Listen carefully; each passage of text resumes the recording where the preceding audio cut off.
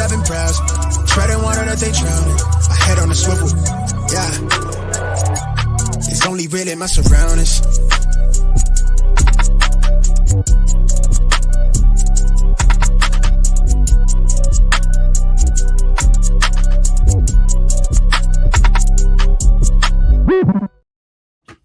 Hello and welcome to episode 141 of the Smash Accept podcast. I'm your host, Michael Royer. You can find me on Twitter at DynastyDadFF.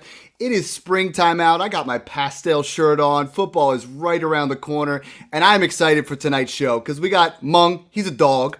Nerd Boy, he's a dog. Snoog, he's that guy doing rookie content. He's another dog. Welcome everybody to the show, man. This is exciting because we're going to break down rookie content. Mike, how you doing tonight, man?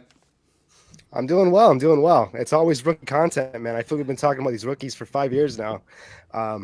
I know, right? We started this process. Exactly. We started this process so long ago, and we're like, all right, we'll just keep talking about it. And now we're just trying to get some fresh perspective, like trying to see where we're at tonight. We're going to take the entire consensus rankings of the four of us and my man, John Hampton. Obviously, he couldn't be on tonight, but we're going to go over that. We're going to show you, we don't all agree, and we're going to talk about how we do those things. Mung, I know you just released your, Dynasty rookie content and your rookie rankings over there at Fantrax. Tell me a little bit about how you go about the process. Like when you go to do those rookie rankings, you're so used to doing, what you do with Superflex and what you do with Dynasty and Redraft. And then it comes in around to the rookie time. And I know you usually release yours a little bit later. Talk to me a little bit about the process. Well, actually, right now, I've only posted them in our Smash Discord. So Those of you who subscribe to our Discord are exclusively seeing my rookie rankings so far. But I will be publishing an updated Dynasty rankings overall, as well as rookie rankings pretty soon on Fantrax. But yeah, in general, I don't consider myself a film expert by any means, and I don't have my own algorithm. So I kind of just go through and watch the film, and then I read a lot about what people that I trust think about these rookies, see if it lines up with what I'm seeing on the film. And then I look at the different metrics as well. So I really want to take a holistic view because I don't think that you can really get the entire picture from purely film or purely data. And really, we should be, looking at all aspects of every single prospect and not excluding anyone simply because they didn't hit one metric or can't run one single route on film, whatever it might be. Absolutely. I love that. And I love the shout out to the Patreon. We got a comment on there the other day from Taylor Putt. Shout out to him. He said, I downloaded the Discord and it's overwhelming how badass it is. He's like, I've been listening to the Dynasty content and everything you guys have been putting out. Thanks for all the info. And I'll be in touch even more in the Discord. So love that. Guys, we got a special treat for you because part of our Patreon, my man FF Snoog, who's been blowing it up with rookie content. We've been talking for months. We just did 2 rookie profiles on 2 of his favorite players. Welcome to the show officially for the first time. My man, Alex, how you doing? Good, man. It's a good night to be on with some new faces. I can't wait to talk about some of my favorite rookies in this class and do a nice mock for the viewers and hopefully help people get a feel for how the rookies are going to go in the springtime with some of the best to do it. So I'm excited. Are you saying you didn't enjoy my face during the rookie profiles? You know what I mean? Like we had a little intimate time there talking Kendre Miller and Zach Evans, who we're going to get into tonight. So yeah, it was a good time. Mike, I kind of skipped over you on that. I know you and I have similar thought process. And I mean, when we go over these rankings, yours and I's are the most similar. Tell all the listeners how you go about putting together your rankings. Because I think yours is different than Mung's, it's different than John's. I mean, we all kind of do this a little bit differently. And tonight's idea is just to bring an eclectic approach and talk about why we have these guys where we're at. And, we're less than right now. We're 25 days away from the draft and my birthday, of course, which is on draft day every night, which is fantastic. But how do you go about starting? Because you and I started this process. I mean, it didn't just happen a couple of weeks ago. It's been going on for a while. Yeah, I'm big into Devi, so I start my process usually from day one. I'm watching a lot of film. I'm following these guys. I usually have them on my teams, or I'm playing them or whatever. I'm just looking at draft boards and I'm watching a ton of film. I'm heavy into film at the beginning, and then once the draft process begins, as far as these players coming out for the draft, My first ranking is based off of that film that I watch, so it's just all what my talent level assessment would be from that point on. And then I do a 3 different ranking. So I rank again after the analytics come out. So most of the time, these players are coming out for the combine or their pro days. We get a lot of that analytic data. We get to see just kind of how they test and everything like that. So then all those testing scores go to the second tier of rankings that I do. And then ultimately the last one's going to be all to DC, so their draft capital, and I take all those combined and I just make a beautiful baby, and that's my final rankings usually. I love that you define DC because you put that all the time in the Discord, and people are like, yo, what's the deal with Washington? Like, we're not talking it's draft capital. We're kind of getting that going.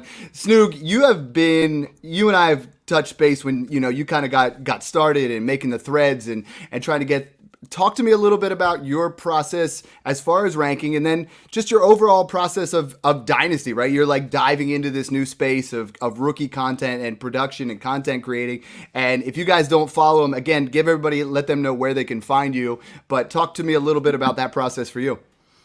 Yeah, so first and foremost, you can follow me at FFSnoog on Twitter. That's primarily where I do all my work as of right now. Rookies are my favorite thing every year, so I'm always diving deep into that early on and just trying to find all the values in the draft.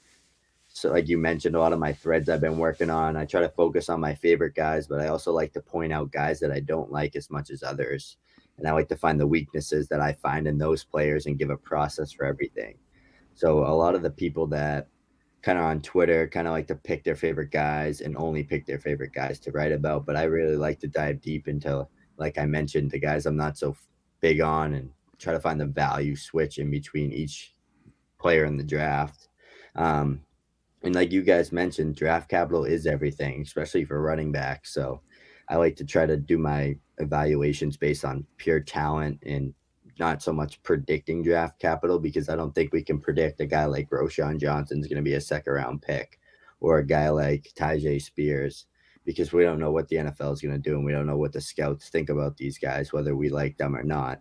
So it's important to focus on the weaknesses of these players like Tyjae Spears, 2 torn ACLs. I'm sure not a lot of people know about that, but because the people that like him won't tell you that. So I try to point out those weaknesses, and I get in between the nicks and crannies of players and just try to keep putting out content just to spread awareness throughout the community. I like that, and that's a good thing, because, we're looking at things right now, and the rankings are subjective, like all of you guys have said at this point. Like, draft capital is everything. Whoever becomes that running back that's taken in the second round and becomes that's going to be the RB4. We have such a disconnect after we get past these first couple guys. But let's just jump right into it, and we'll kind of analyze things as we go. All of us unanimously across the board have Bijan Robinson as the one. In years past, the 101 has about 30% more value than the 102. This year, it's almost double.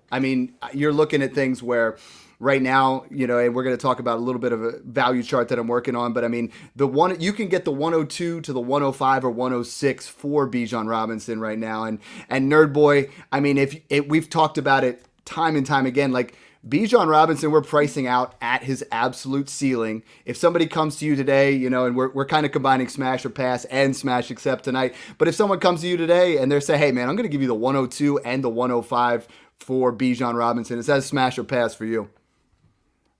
Yeah, that's a smash. I think the Bijan, like we talked about, he's being valued way above any 101 that we've seen besides a quarterback. Yeah. As far as the rack goes, he has to come out and he has to be the most skilled, elite, efficient guy to hit be in the right spot too at this point. Yeah.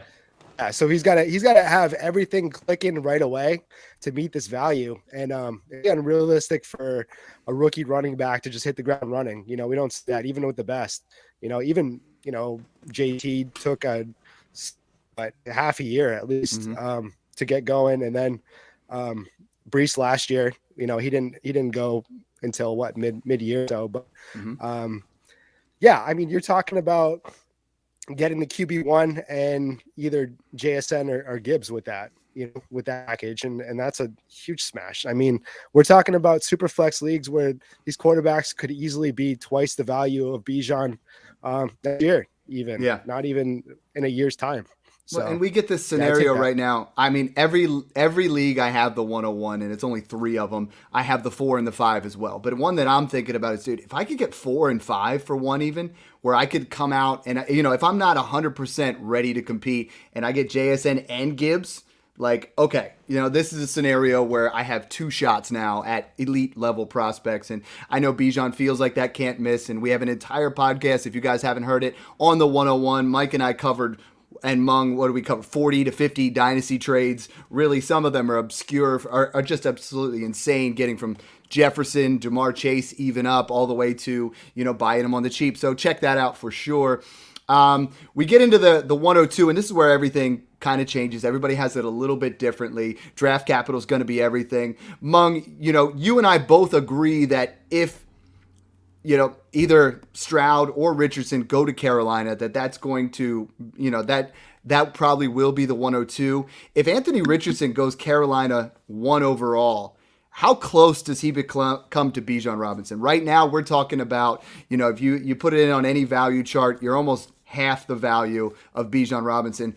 Let's say Anthony Richardson goes to Carolina, that situation that we all kind of like with the coaching staff, the offensive line, the run game in place with Miles Sanders. Just how high of a ceiling are we talking on Anthony Richardson? Well, to me, it doesn't even necessarily matter if he goes, 1 overall to Carolina, as long as Anthony Richardson has top 3, top 4 overall draft capital. That would cement him as my clear 102 and very close to Bijan, because, again, in fantasy, we want that game-breaking, week-winning upside. And to me, Anthony Richardson offers that, because essentially what we're saying is, hey, what if we gave you an athlete, a freak athlete like Cam Newton at quarterback? We'll drop him anywhere, and he might be good at passing. He might suck at passing, but we know he's going to run for 600 to 800 yards, 6 to 8 rushing touchdowns, and immediately be a top 10 fantasy quarterback. And in super flex formats, that would make him very close to Bijan Robinson, and I wouldn't call anyone crazy even for taking him over Bijan Robinson, because we know just how valuable quarterbacks are in that format. Yeah, I mean, we the ceiling is a Jalen Hurts type player, right? I mean, this is a guy that he's going to take some time. It's definitely there's going to be a learning curve that's definitely in there, but the ceiling is super high. I think we're looking at 3 quarterbacks here who right now, before draft capital, and you said it perfectly, like a lot of people in the past are saying, well, what about player X? What about player Y? We had them in the beginning. Draft capital is everything. If he goes outside the top 15, if he pushes back, we get a Malik Willis situation where but that, I don't believe that happens. I believe we're going to see a guy go, quarterbacks are going to go 1 through 3 in my estimation. Snoog, you and I both have the same guy at 2, and I think he just seems pro ready. He's more that prototypical guy. Tell me why you have CJ Stroud as your number 2 overall in Superflex. Yeah, Stroud's a pocket menace. He's so pure in the pocket, and he is the best touch out of anybody in this class, especially on his deep ball. So I just think he's obviously the most pro ready. He has the best accurate arm in this class by a landslide too, in my opinion. I actually really do like Bryce Young too a lot. I know that's Mike's guy.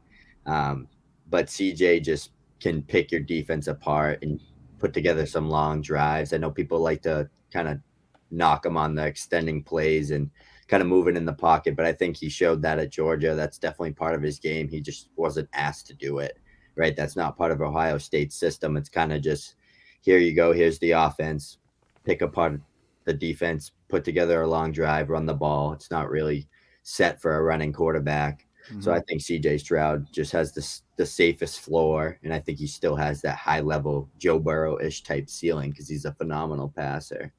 I love that we have 3 phenomenal dynasty minds here, and all 3 of you guys have a different QB1, and that's awesome to me because the way we can maneuver value. Nerd Boy, I'm going to come to you next because I know your guy is Bryce Young there. I want you to talk about Bryce Young a little bit, but let's talk about this tier. I mean, we're talking about, we have 3 quarterbacks here, and I also have JSN in that area, and obviously, some people have Gibbs. But if you want one of these quarterbacks or not, what is the process that you're going about right now. You know, I mean, it looks like Young seems like the guy that's going to go wind up with the Texans, which I think is better for him, because if Stroud winds up with the Texans with the poor offensive line compared to Carolina's line, I think things change a little bit. But Mike, why is it Bryce Young for you as that, QB2? And how do we go about extrapolating value? Because that's what we talk about here all the time at Smash Accept. Yeah. To kind of clarify there, Anthony Richardson, I think, has the highest floor of any of these quarterbacks. I'm sorry, the highest ceiling of these quarterbacks. If he does get the draft capital that, we are assuming he gets, I think it's, like I said, you need rushing to be an elite quarterback in fantasy, or you have to be, a Hall of Fame thrower. You got to throw Burrow level. At that point, you got to throw 5 touchdowns a game. So I don't think any quarterbacks are going to fall into a situation where they throw Jamar Chase and Higgins every game. Yeah. So we're talking about, the guy that is rushing is the one that you want. And for a week, like I was telling people, he has the highest ceiling. He also has the biggest risk for career-wise, but he's got the highest weekly floor, right? Because the guy's going to rush for, obviously, if he gets out there, the athleticism we've seen, 600-700 yards, that's going to give him a floor that's going to put him in a spot where he's going to put up fantasy production. Like the other guys feel a little bit safer in that round. Why is it Young for you at the current juncture in time?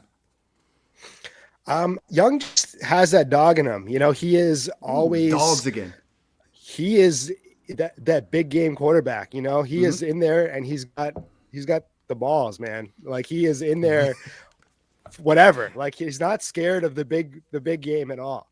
And that's me, aside from his size, I have nothing bad to say about his game at all, and even that it's the new NFL. It's not scaring me too much. But passing wise, he doesn't yield anything skill wise to Stroud for me. His passing is elite. He's got an arm on him. Like I said, he's very accurate, and he's great in the big games, and he can extend plays just like Stroud. And I just think people are undervaluing him because of that size, and it might be a big regret that people have down the line. But they're so close to me that it is. I can't. Say with 100% that I would take Young, day one, if, JSN gets linked up with Stroud, or, if we're talking, weapons on top of weapons for one of these quarterbacks, I think I'm with the one that has the best situation. But, pre-draft, I'm definitely taking Young over Stroud. And we're in a situation here, Mung, where we talked about, normal differentiation between the 101 and 102 is 30%. That's up to 50%. The differentiation between the 102 and the 103 is usually some decent draft capital. This year, I put out a poll this week. Right now, people are looking at the difference between the 102 and the 103 is roughly the 205. It's just a second round pick to get your difference in there. How are you going about talking to talking to the other guys in your league, trying to figure out where you get that value, trying to make some trades? Do we navigate, from 4 to 2 because it doesn't cost much and someone really might, present themselves in that area? Do we navigate from 2 to 4 because we don't really care between the 3 of them, ceiling versus floor? I mean, I think this is a part here, Mung, where it's time to figure out where we can get some value, because we talk about tiers, we talk about trying to find this value ahead of time. It really comes down to how much conviction you have about your quarterback rankings out of the top 3 or even 4 if you want to include Levis. Because to me, if you want those extra, let's say a 20-24 second in order to move back from 1-2 to 1-4, and you're happy with that and you don't have a strong opinion on these quarterbacks, I think that's fine. And if you really have a strong preference for one of those quarterbacks of the top 3 or 4, I also think it's fine to pay, even an early second to move up a couple spots to secure your guy. Because at the end of the day, you have to have conviction in your picks, right? Whatever the analysts say, whatever the quote unquote experts say, ultimately, how are you going to feel based on value if you miss out on your guy? And to me, again, not to harp on Richardson too much, but I just don't think there is such a thing as a safe prospect. People faded Josh Allen. Mm-hmm. People faded Justin Herbert, right? Kyler Murray and Daniel Jones weren't as hyped up as Dwayne Haskins and Josh Rosen just a couple of years ago. So at the end of the day, neither us as dynasty GMs nor the NFL scouts have really figured out how to evaluate whether or not a quarterback will develop in the NFL. So to me, I'm always shooting for ceiling, especially when it comes to quarterback. Yeah, and looking at the last 10 years, you look at quarterbacks, it's a 30% hit rate of them becoming QB1s, where running backs going in that first round, it's almost a sure thing, and we get to that area. Wide receivers, it's a lot more like the 50-50 shot. Snoog, I'm going to come over to you here because we're looking at, you and I are the only ones that have a wide receiver inside our top four. There's the Bijan, then the three quarterbacks. You and I both have JSN in that. You have him at 3. I have him at 4. There's a couple teams out there where I have Trevor Lawrence. I have Jalen Hurts. I have Justin Herbert. I have 2 or 3 of these guys where you have a luxury of going with what looks like an absolute elite wide receiver in the making. Yeah, absolutely. And just like what Meng was just saying, the quarterback position is just so hit or miss. If you look at the past few years, you had Trey Lance going as the 103 in a stacked class. I had a Jamar Chase and guys like that. Trevor Lawrence, Joe Burrow, those are the 2 only can't miss QB prospects since I started watching fantasy football that I was like, all right, these guys are not busting. There's no way. And even Trevor Lawrence had a really tough rookie year and his ADP dropped. He was a 3rd-round pick last year. I have so many shares of him because of it. So it does get tricky with the quarterbacks, especially when they land in a situation where there's no weapons, no O-line, poor coaching, just bad situations in general are not good for rookie quarterbacks, especially if they're starting from day one. So that's why I'm going all in with my boy Jackson. Can't miss wide receiver prospect. I think he's going to be easily a 2nd-round starter pick come this time next year, if not a 1st round. I have high hopes for him, and what I'm going to do is, like you guys were talking about, kind of just feeling up the league and just kind of knowing your board and just trading back and stuff. I'm going to be trading back a ton from my 102, 103s and trading for established quarterbacks. I'm going to get a 24 first on top to move back to the 5 or the 6 from the 2. And I'm going to take Jackson, who I would take at 2 if I had to. So I'm all for that. And that's just how I feel about it. I love Bryson Stroud a lot, and I'm actually really high on Richardson. I was for a while now.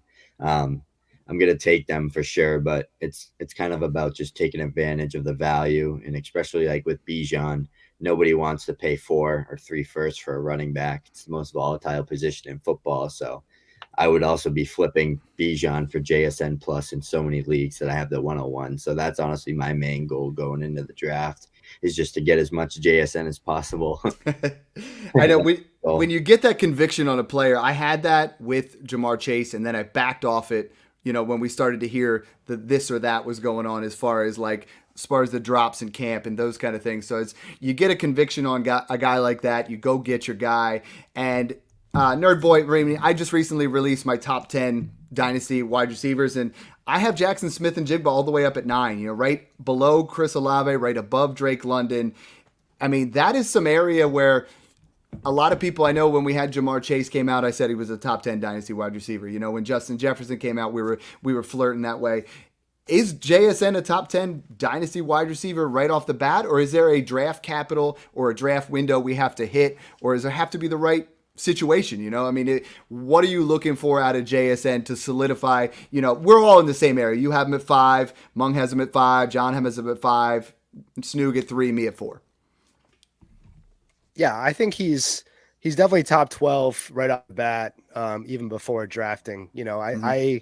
I took him in the 3rd round at the turn a couple weeks ago, right near Olave and London, So that's where I have him valued currently. I'm pretty much on board with you.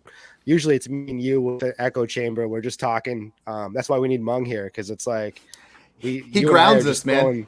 The same thing back and forth. And I think he's definitely I have him right there with like Devonta, Olave, like that area. Even before draft capital hits and landing spot and all that. He is a can't miss prospect, and you're silly to fade him for any landing spot or whatever reason. If camp hype like Jamar Chase and he's doing body catches or drops or whatever, just don't listen to that stuff, because it's not going to do you any good. So it sounds like, and we've been talking about this for months, about if you're in that 102 to 104 and you don't have to have a quarterback, you can move out.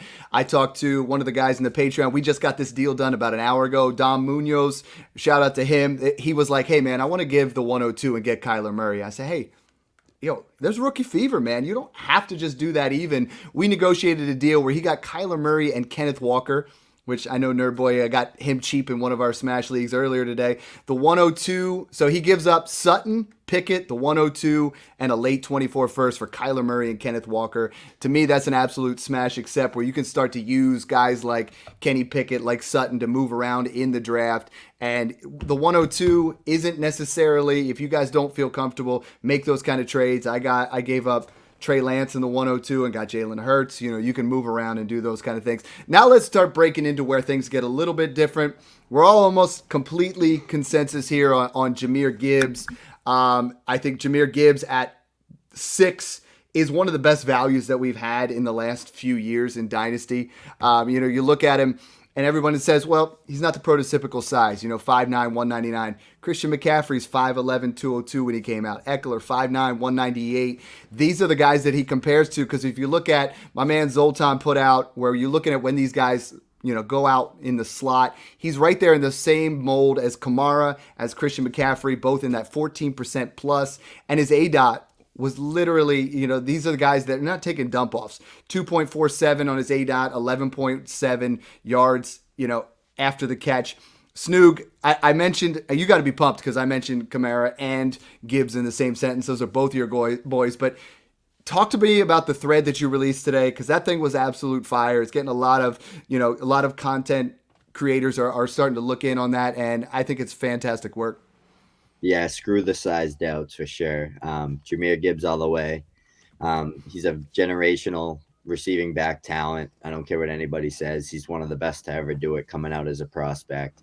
He did it at Georgia Tech. He did it at Alabama. It didn't matter. SEC, ACC, NFL. He's going to do it. He's going to produce at a high level no matter where he is.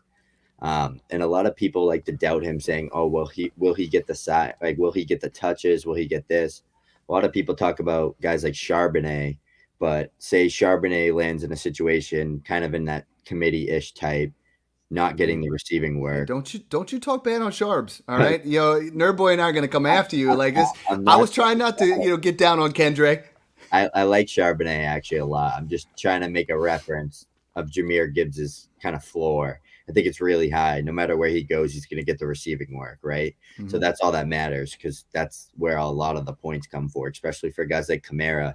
Someone tweeted the other day, I think Kamara's never had over 200 rushing attempts in a season, and he's been like an RB1 the past 6 years. So that's my boy, Kamara to the moon. But yeah, the thread, I just wanted to point out that the size didn't matter for Jahmyr at college. He was a better rusher than a lot of people give him credit for, and he was most definitely a generational receiving talent.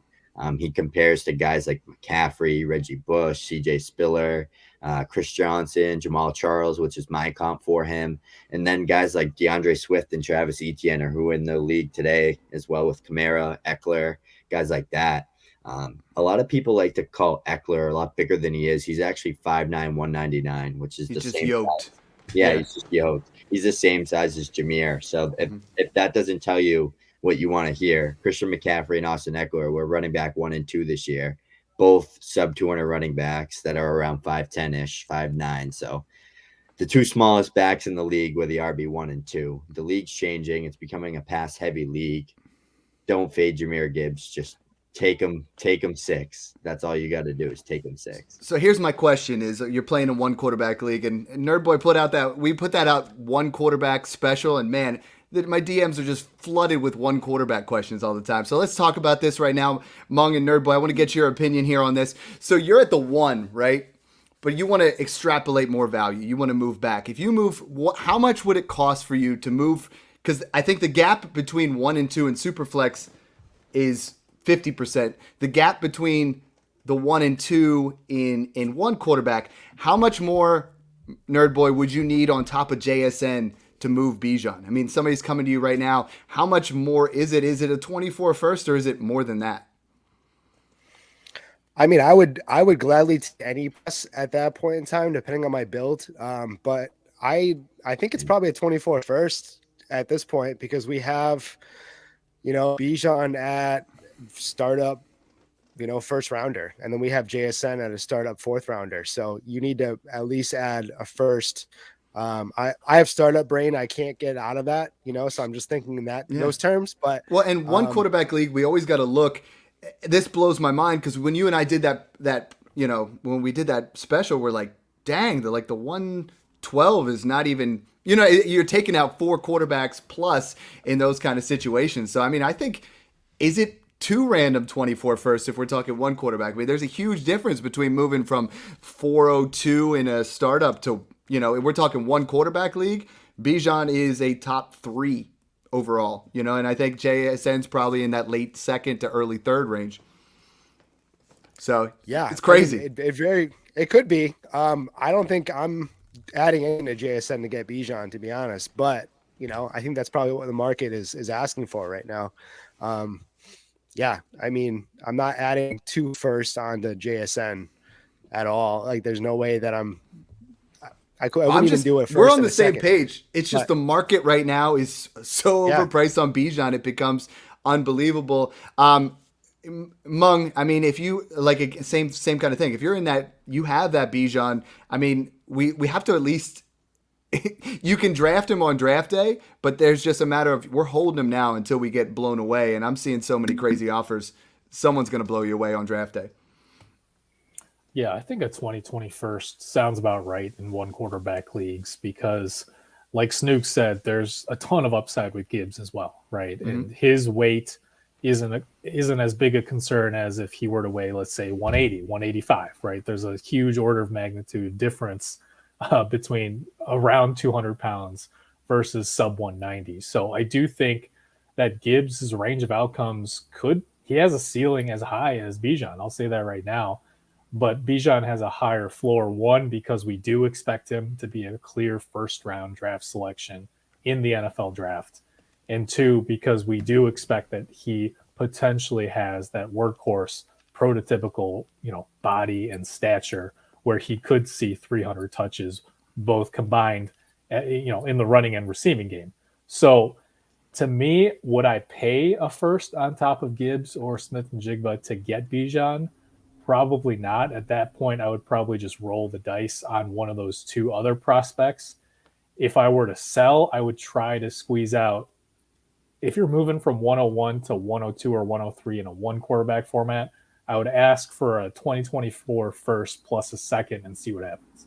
Yeah, I'm definitely there. I mean, I would be willing to pay that first, depending on where it is. But let's start moving into, we wanted to talk about all these other guys in the first 33 minutes. We just hit on the guys that we love. Now let's start breaking down. Let's start separating it here. At 7, pretty consensus. We all had, the lowest any of us had was 9. The highest any of us had was 7. Quentin Johnston, Snoog, you had him at 7. Nerd Boy, you had him at 9. We're all kind of in that same area. Are you buying at 7, though? That's the question. Are we ranking at 7? Because when I do my rankings right now, it's a matter of value. It's a matter of where guys are going to go. I know there's times where we say that this guy's the 107. That doesn't mean you necessarily have to move him at that area. I have Charbonnet 7, so I'll be moving around, where in years past when I find a guy like, Jamison Williams, I was moving off of and trying to move into different areas. So Snook, Quentin Johnston, I know you broke down his tape. What do you like about him? And is he a good value in here? Because when we had Chad Parsons on, he had him as his wide receiver 1 above Smith-Njigba. Yeah, QJ's he's a yak specialist, so I just think he has a ceiling like no other in this class. The floor, not so much, but I think he's my locked and loaded 107. He's going to be a first-round wide receiver. He's young. He checks a lot of boxes. He has some concerns. His hands, he cradle catches. He doesn't really high point as much as he should. But but he does show he can do that on tape. So I think the potential is definitely there, and I think his ceiling is ridiculous. And those young wide receivers we saw last year, London, Olave, Garrett Wilson, Treylon Burks stepped on the field 3 games and didn't not much, just flashed. He's still priced like a top 24, top 20 guy. Jameson Williams played like, I think he had 2 receptions, and he's still priced like wide receiver 17 on Keep Trade Cut. So I just think the market's flying high on wide receivers right now. So I think Quentin Johnson's should be the consensus 107, and I don't think there's an argument, to be honest. Ooh, I think there's a slight argument there. Nerd Boy, you and I both have Charbonnet at 7. So let's talk about the case for Charbonnet to be at 7, because I feel like he's that third running back that's taken here. So there's a lot to unpack here. First, I want to talk about Charbonnet versus Quentin Johnston. The gap between the 106 and 107, because we all agree that's where that next tier is. And then I know you're not a big Quentin Johnston guy, so how do you go about, yes, he's worth the 107. If you have the 107, how do you go about trying to gain more value of, knowing your league mates and making a trade? Because I believe Quentin Johnston could be the first wide receiver taken off the board, if not the second. Yeah, you just hit me with 20 different questions there, but I'll try to go through all of them there. So going from 106 to 107, I think we all agreed that it is a big drop. I don't know if it's viewed like that across the board in your leagues, because people aren't like us. They're not degenerates that are, have been talking about rookies for the last, 9 months or whatever. But I would say like we talked about on the one quarterback, the 1 and 2 with the 24 first, there's the 24 first between the 6th and the 7th here.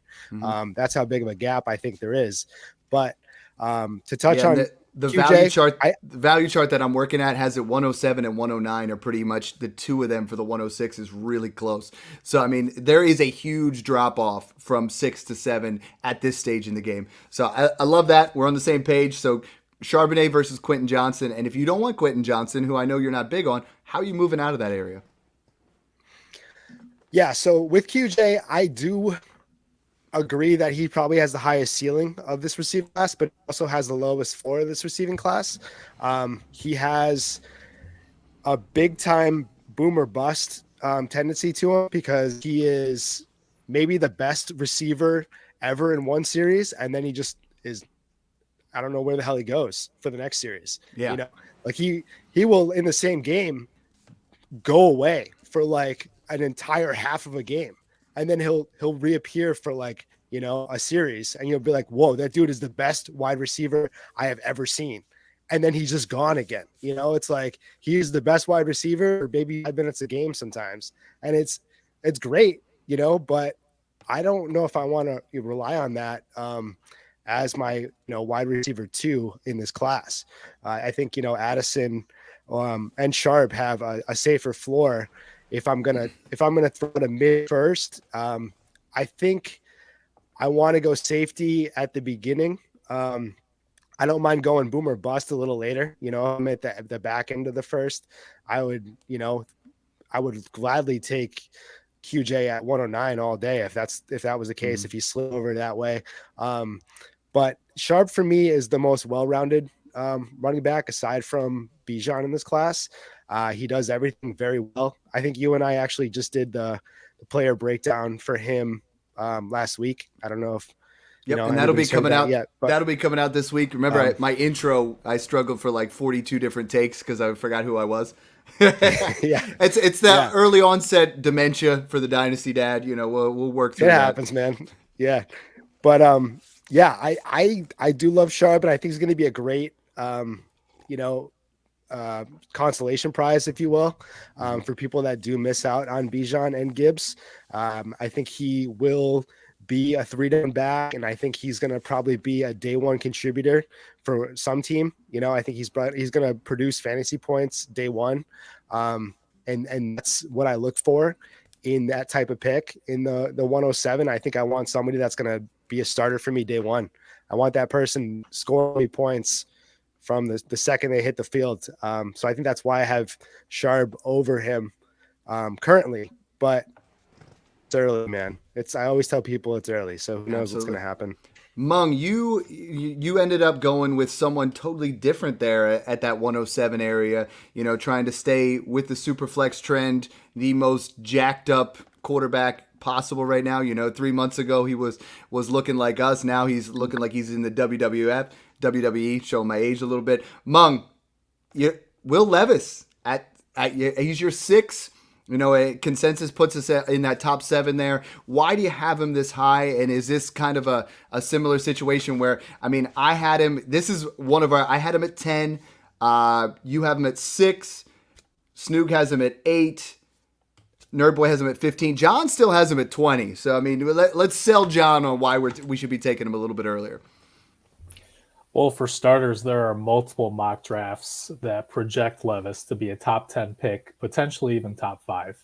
And right off the bat there, that kind of draft capital would keep him really high in Superflex rookie formats. Mm-hmm. Again, I cannot stress enough how important the quarterback position is in Superflex, right? In one quarterback, these guys are all going for thirds in normal 10 or 12 team 1 QB formats. But in Superflex, having an upside QB2, a reliable QB3, those are all important depth pieces to your roster. Mm-hmm. And Levis, even though he was a late bloomer, he's got a strong arm. He's got good athleticism. People slept on Daniel Jones when he came out. Giants fans hated that pick, and he turned out to be fairly serviceable in fantasy. And I think Levis could be just that. And to me, I'm a little bit higher on him than consensus, and I'm also a little bit lower than consensus on both Johnson and Charbonnet. So for me, if you can get up to the 107 from the 108, 109, 110 range for fairly cheap, I would do it because I do think his ADP is going to be lower than it should be come May. And I'm glad you've come around on that. When I put out Will Levis as top 10, super flex pick 2 months ago, the Patreon was like, wow, this is just stupid.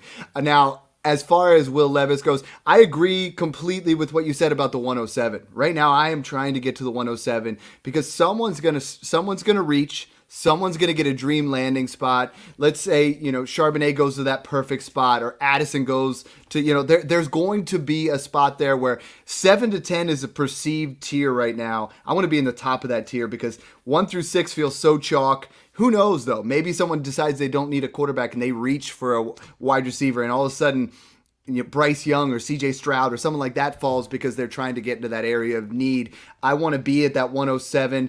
Snoog, we're going to talk about, since we already talked about Levis, Hendon Hooker now, they're talking about potential round 1 draft capital as well. If not mid-second round, we're talking about first round. I had him at 15. Mung had him at 12. You, Nerdboy, and John all have him in those 20s. If he gets round 1 draft capital, he has to at least flirt with early second, late first round superflex value. Yeah, first I want to clarify myself. Quentin Johnson does not have the level of ceiling as JSN. I know I said that. I did not mean to say that. I was thinking about that whole time. He was worried somebody was going to hold you on blackmail against that. No one told me for that. That's not a receipt. JSN all day. But yeah, Hendon Hooker. He's a baller, right? But I can't get over it. I get like Kenny Pickett vibes from him, like that 24, 25-year-old prospect. Had that really good last year. He looked phenomenal. He's a good pocket passer. He can make plays on the run. Good arm. I think the torn ACL is what's throwing me off because you got a guy that's already old coming in, and he's probably not going to play maybe. He probably will miss rookie camp. He'll probably miss training camp too. I haven't looked too much into it, to be honest, because it's honestly a hit or miss, right? If they're not a first-round quarterback, then you're kind of just hoping they play. Like Sam Howell, Malik Willis, guys like that. A lot of people had them as a first-round grade, and they end up being third, fourth-round guys, and they barely played last year. And I actually think Howell was a pretty decent prospect. He fell off, but he was really good in a lot. He was like the consensus 101 for a while. So Hooker is someone that I'm going to take shots on for sure, especially in my format, 6-point super flex. That's all I try to play. In those leagues, I'm going to be taking shots on him in the second round. And if he goes first, you can make an argument for him in the early second, probably even late first. Some people will make an argument for if he's a first round pick, right? McShay today, Nerd Boy, says he had Hendon Hooker going to Minnesota at 23. With them potentially trying to get out of Kirk Cousins' situation, paired up with Justin Jefferson. I mean, just how high, if he goes 23, and I know we're doing a lot of speculation here, he goes that high, you have to almost feel like he goes in that 10 to 12 range. Yeah, he will. He honestly will. Yeah, I mean, he will. I'm not going to fully fade Hooker at all. I will probably own a couple shares of him. I'm not going to reach on him, though. Mm-hmm. He's older than Justin Herbert right now? Imagine Justin Herbert in college. I get like right now. Do you imagine like him?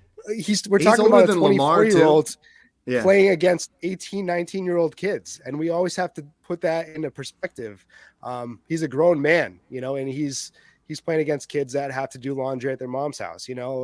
It's just, we have to think about this stuff because his development, he's going to be 25 trying to learn the NFL schemes. And I have to take that into consideration. Not to say that, older quarterbacks haven't come in. I think there's been a couple cases where, I can't remember who came in at 24, 25, but it's pretty rare for them to be a legitimate starter in the NFL at that age. There's not a lot of people that have done that. So if he can do that, good on him. But I'm not going to reach on him over, the big time prospects in hopes that he does hit. I think there's more guys in the second round that I think I'd rather take over Hooker and cross my fingers for him. It's like the movie Benchwarmers, holding up his sign saying "I am 12." He's trying to sneak in there with the younger guys. Let's move on to we talked about Charbonnet a little bit, and then we talked about Addison. I feel like we're all pretty consensus on Addison. Addison feels like one of the safest wide receivers in this class. The floor is very high for Jordan Addison. The ceiling is also high. We're not quite when you look at him, the way he runs routes, when you compare it for reception perception next to JSN, in a lot of areas, he's actually superior to that. And he's one that we've talked about has been quarterback proof, playing at two different schools. But let's move into the next area. So we have our 1 through 9 right now: Bijan, Stroud, Richardson, Young, JSN, Gibbs, Quentin Johnson, Charbonnet, Addison, Levis. So that is our top 10. Now we go to another wide receiver here, Zay Flowers. We have him anywhere from that 9 to 13 range, as well as I feel like we have to put Joshua Downs in there too, because Josh Downs I absolutely love. I have him at 11. I have Zay Flowers at 13, which again, really similar rankings to Nerd Boys. Both of these guys I think are exciting. Snoog, if you had to pick between Flowers and Downs right now, who's that guy for you? Because you have them super close, 11 and 12. I think both of these guys look like they're getting round 1 draft capital now. Yeah, that's a toss-up for me. I think I'm rolling the dice there and kind of going with what my gut says. I think Flowers has the higher ceiling. I think Downs is a lot safer of a floor, because I think Flowers is more of that dynamic skill set, kind of that playmaker, super quick, super fast, field stretching, very good in short areas, but Downs just is spectacular at high pointing the ball for his size, and that's where he separates himself from the other sub 5'11" guys. No one can go up and catch the ball like him, and he's also has phenomenal hands. I think he was like second or first maybe amongst the class in contested catch rate, which is also like a crazy stat for a guy with small hands like him. So he's just a very sound, good player. And both of these guys are definitely 11 and 12 for me, even 10. They're going to be first round all day for me and go-to targets for me in my rookie drafts. I love it. Mung, Downs is a guy that you were a little bit down on, no pun intended there, a little bit lower in your rankings. What was it that you saw that you were not, you and John have him ranked the lowest? Tell me a little bit about why you have him ranked where you do. Yeah, I don't mind so much that he's 5'9", but being sub 180 is just a huge deal in the NFL. My comp for him was like Taylor Gabriel, who actually was pretty good downfield and made some great contested catches. He would have those big monster fantasy weeks where he'd have like one catch for 60 yards and a touchdown. But I don't know that Downs is going to be a reliable fantasy contributor. I think he'll be a fine contributor, a complementary wide receiver for an NFL team, but I would not trust to see volume for him on a week in, week out basis. And with that, I would not expect consistent fantasy production either. Nerd boy, I mean, you look at Mung brings up the point of the size, and if you look at Player Profiler, he's compared to Elijah Moore. He's in that same area size-wise as Wan'Dale Robinson. But when you watch him, what separates that for you where you're like, hey, he's not going to be in that Elijah Moore, Wan'Dale Robinson mold. He's going to be more in that, guy that we're going to draft with round 1 draft capital. Yeah, he plays a lot bigger than his size. If you watch it, he plays, you would never know how tall he was, because like Snook said, his contested catch rate, he is over 70% on last year. He was over 72% on his contested catch rate. So he is just, his start stop is elite. His open fields, his movements in the open field are just amazing. He can manipulate the defenders. He gets separation any way that he can. So he's definitely adapted to being that size. And I think he did that a long time ago, to the point where it's not going to affect him at all in getting separate. I watch tape and he can start, stop. He's burning these guys, like absolutely burning them. He can, mm-hmm. I don't remember what his speed time is or anything like that, but he's a speedster. He's got wheels and he's got a great footwork. So I'm very excited about Downs. I have him, comfortably above Flowers at that. I think I'm ahead at 110 or 111.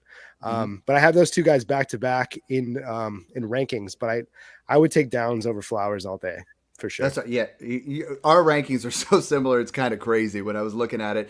But this is what's interesting for me as far as Dynasty goes. And I know, Mung, you look a lot more of the profile of like, hey, this guy's got this size comp. It's a guy I'm out on. That doesn't mean that he could not have more value, where Mike's looking at tape and saying, hey, he's jumping off here. This is a guy that I want. That's why we try to bring on people. We try to do things at Smash Accept where we're trying to get you ahead of the curve. So once you see the draft capital as that last piece of the puzzle, you guys can make your own educated decisions. And, we're going to continue to help you guys in that. If you guys want to join the Patreon, obviously we're doing a lot of that in there talking. Let's move on to our consensus 12. And again, Nerd Boy, we both moved this guy up the same exact time. We almost all have him the same way.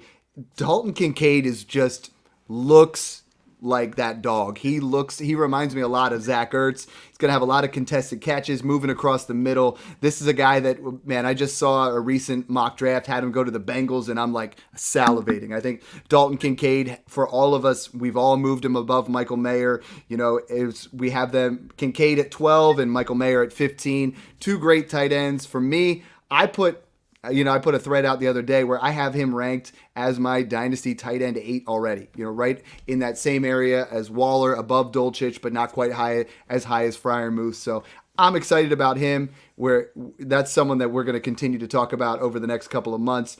At 14, we have Zach Evans. So this is another one where, we're up, we're down, but Snoog, if you guys didn't listen to the draft profile that we have out there, I put it on the Patreon, but I made it available to the public, so you don't have to be a paid Patreon to listen to it, just for an example of what you guys can actually get in that Patreon. But Snoog, you nailed it with Zach Evans. Why do you love him? I know this is a guy that you got excited when you started talking about it.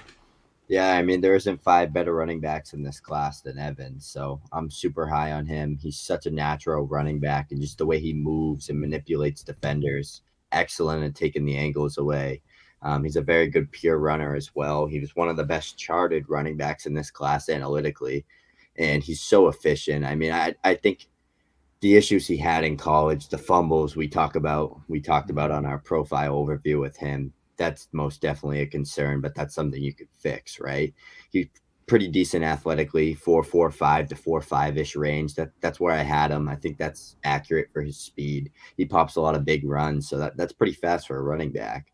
When you spoke about the big runs, and I was talking to, I was listening to some content of Garrett Price, and it's very similar to Quentin Johnston as far as we're looking at a raw type prospect where you look at Zach Evans sometimes and you'll see a play that just wows you. And that's why I got to really talk against just watching highlight films. Like some guys just watch, they're going to watch Quentin Johnston highlights and you're like, he's the wide receiver one. You're going to watch Zach Evans highlights and you're like, wow. But then you'll have 4 or 5 plays after that where you're like, this guy doesn't have the vision. He's not quite seeing the holes. So, draft capital is going to be huge for him right now. I know you have him in that top 5 range, and we talk about these guys where it's Evans, Tucker, A-Chain, Spears, Bigsby. Whoever that guy gets the best draft capital is going to shoot into that RB4 area. And I know pre-process, you have him right there. So I think Zach Evans is a home run type, super athletic, going to be fun. Let's talk about the next guy on our list is Sean Tucker. Devin A-Chain. So Nerd Boy, this is we talked a lot about profiles, about sizes and everything like that. Likely day 2 draft capital, might even be, 2nd, 3rd round. This guy's small, but man, he is just an absolute home run waiting to happen. Yeah, he's got some natural hands. He's pretty electric as far as his burst and his just natural playmaking skills. He just needs the ball in his hands and he does the work. He's another guy that plays a little bigger than his actual size. He has a pretty good ability to break tackles for a small guy. And then, like I said, he's good at lining up on the outside. I think he did a lot of slot work, and I do call him to a Pollard in the sense that he is a pretty natural receiving back. And I think that they could do a lot of the same stuff that Pollard does. They have him in the slot or they line him up on the outside. That's why I'm relatively high on him, because I think his receiving ability is actually keep him in the fantasy, in the fantasy conversation for sure. And I think he can easily carve out a pretty good role in any team that he lands on. And I was thinking you and I were high on him. You're at 17. I'm at 18. I'm seeing a lot of major analysts have him 10 to 12 range. And I'm just like, the wide receivers that you're passing up there, like we talk about the running backs, they're going to have to hit. The running backs have that idea of where we can flip them quicker, but 12 is really, really early. Mung, you have another running back who you have in your top 12, higher than consensus. John's the second highest there. Sean Tucker, you have at 11. Talk to me about what you saw with Sean Tucker, because this guy's a little up and down as far as you see things, and I think a lot of it came from not performing at the combine and kind of filming his own pro day. Yeah, I don't know if I'm really dumb or really smart, because I'm way lower on both Zach Evans and A-Chain. But I'm super high on Sean Tucker. My comp for him was Ronald Jones, where I know it doesn't sound like it's a good comp because of the career trajectory for Ronald Jones. But I mean, Tucker's an explosive runner. He's got that big playability.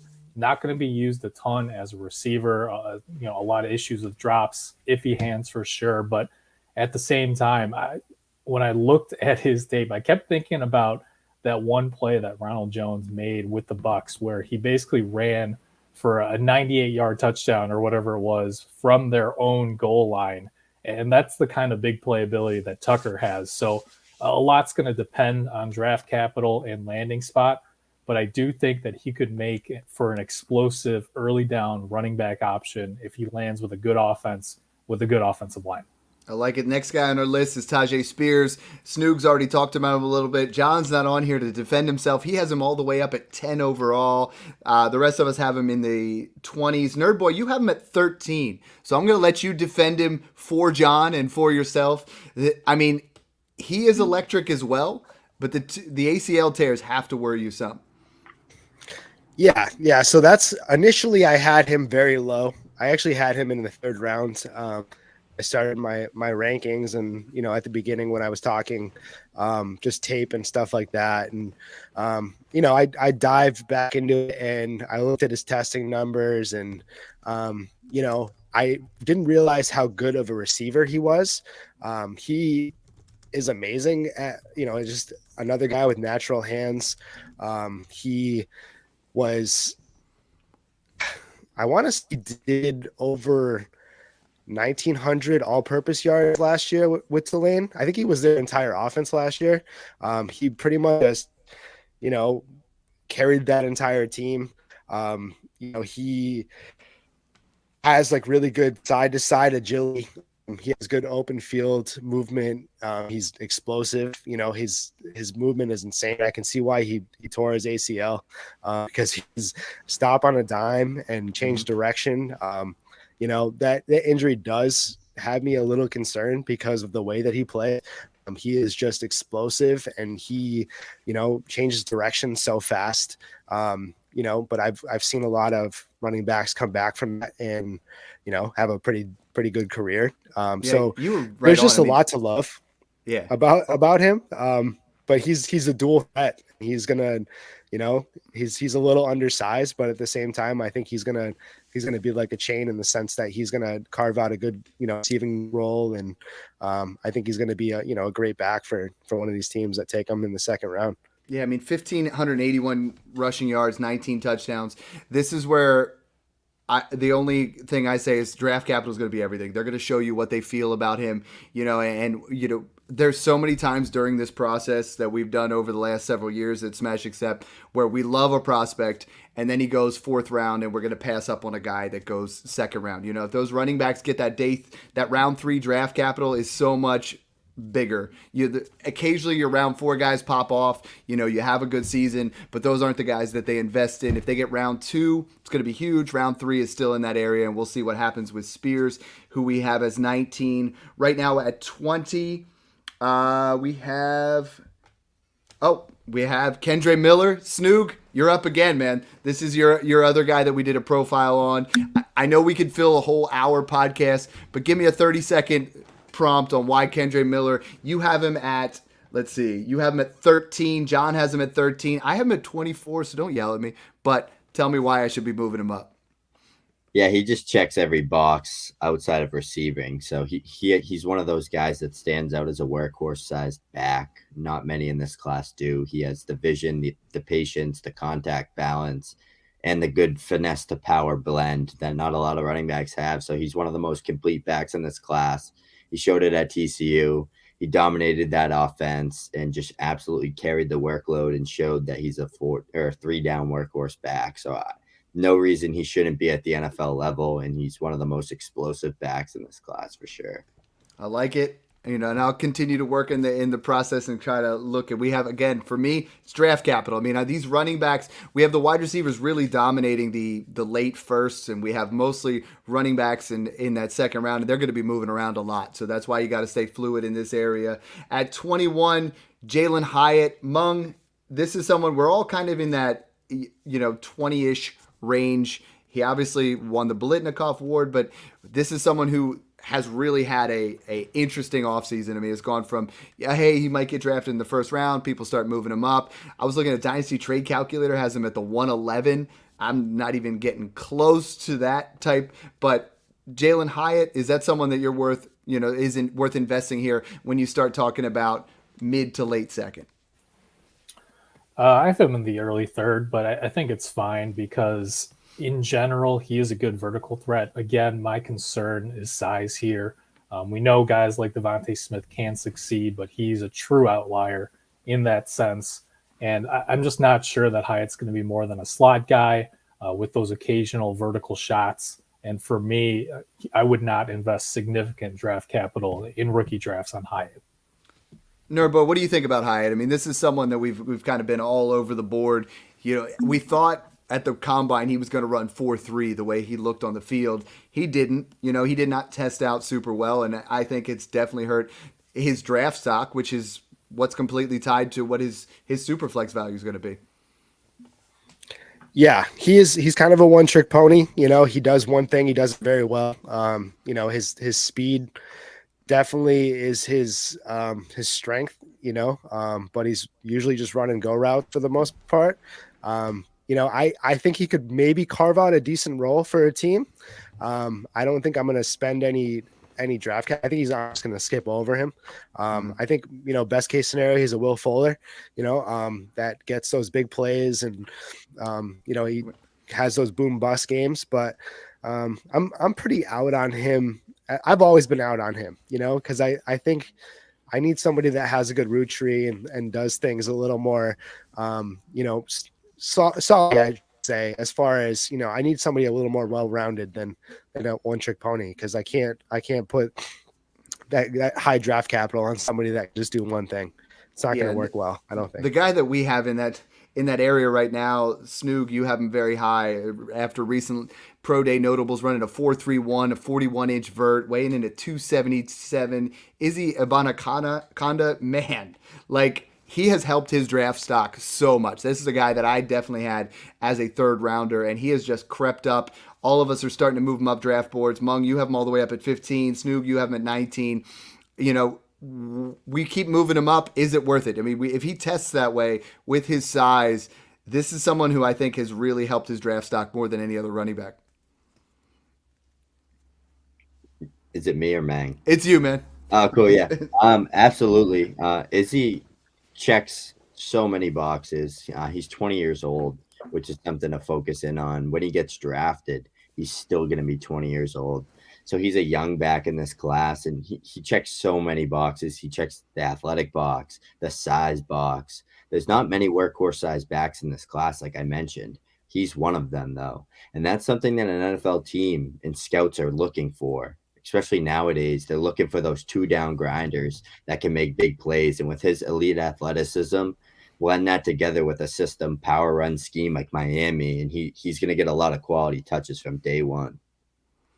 Moving on to our last two guys here, the first round. We're going with Marvin Mims at 211. Nerd Boy, I mean, we talked. I don't want a lot to deal with the wide receivers in this second round. I feel like the second round should absolutely be dominated by running backs. Is he one that's worth investing in this late second? Yeah, I like Mims. I look at him as like a discount Josh Downs, so if you're in on Josh Downs, I think you have to be in on Mims. They are similarly, as far as prospects go, have the same strengths, where they have the same, solid footwork, and, they're good on the line. They have a really good first move, and, they can get separation through their speed and their stop and go ability. And I think he's a solid, late rounder. And I think he should get pretty decent draft capital too. So I think he's a safe bet in that range. What we're going to do now is our last guy. There was no serious consensus here. So we're going to each kind of highlight one guy that you guys want to talk about that we did not bring up, because we all have one guy. For me, that's Tank Bigsby. I think getting him in at the 212, I would be ecstatic. I was looking at friend of the show at JCJ Dynasty, has him compared to TJ Yeldon. You saw he just ran a 4.46 at his pro day. I think this is a guy that the production's there. This is someone who I'm buying in on for sure. I think he's going to have, a role immediately, and someone that I think is going to produce from day one in the NFL. Mung, who's the highest guy that you have on your board that we did not talk about today? Yeah, my 212, who I think I'm a little bit higher on than some, is Roschon Johnson, because even though we didn't get to see a lot of him, because obviously Bijan was dominating the highlight reel, I actually comp him to Jamal Williams, a solid, bigger, all-around back who can thrive in a complementary or backup role, where if he gets those goal line touches and a few receptions here or there, I do think he could fill in as an RB2 or even better, depending on the landing spot. Snoog, is there a guy? Now, I got to give it to you, because the only guy you actually hit on almost, we both had the all 24 guys almost the same. You have Kayshon Boutte inside your top 24. This is a guy that 2 months ago we were talking about before his horrible testing at the combine, and the way he did, performed there, was potential late first round pick. Now we're getting him in the late second. Is this the type of value that we're ready to jump in? Yeah, I mean, I think he's most definitely polarizing, but I think some people are overreacting just a little bit over the combine with him. He has great ball skills. He's a good football player for sure, and he was in, not for me, but for some people, he was in the argument for the wide receiver 1 5 months ago. So I think he just had a disappointing year. He's coming off that Linz Frank injury, however you say it. Yeah, it's Frank. it ruined my boy Travis Etienne, so I don't like to say that word, but so it's most definitely an injury that's not something that you can get up and walk the next day, right? It takes time. So I think that's a big reason why he had a letdown of production in 2022. So I most definitely think Keaton Butte has a lot of upside in the late second round. Why not take the shot on him there?